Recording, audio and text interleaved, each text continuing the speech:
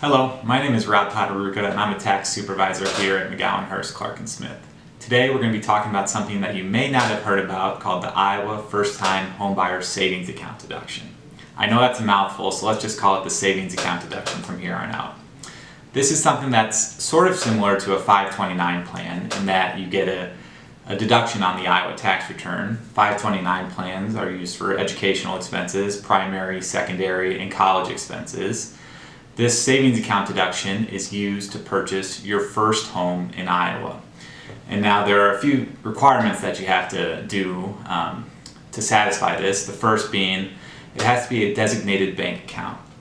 The bank has to designate these accounts for this deduction. Not all banks do it, so just please be sure to talk to your banker if you're interested in doing this. The second requirement is that you have to file some forms with the Iowa Department of Revenue. Your banker should know about some of these, but they are also available on the Iowa Department of Revenue website. And the final requirement is that the bank account cannot be open for 10 years. So if you're thinking about starting this when you have a young child, that won't work because the home has to be purchased within a 10-year window. Now, what are the benefits to this deduction? First, like the last word is deduction, you get a tax deduction. This could mean savings from anywhere between $250 and $350 of tax. Deduction is limited to $2,050 in 2019 for single filers and $4,100 for married filers.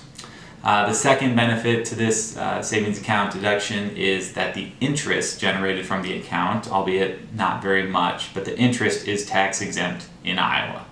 So this is a great vehicle for grandparents and parents who normally contribute to a 529 plan and want another way to maybe help out their child or their grandchild or even themselves. I personally have done this, so this is not just something that it's just kind of a phantom idea. It's a real thing, so it's a great way to save some money on your Iowa tax return. And then also just help your child build up a down payment for a house that is purchased in Iowa. So very important that the house has to be purchased in Iowa.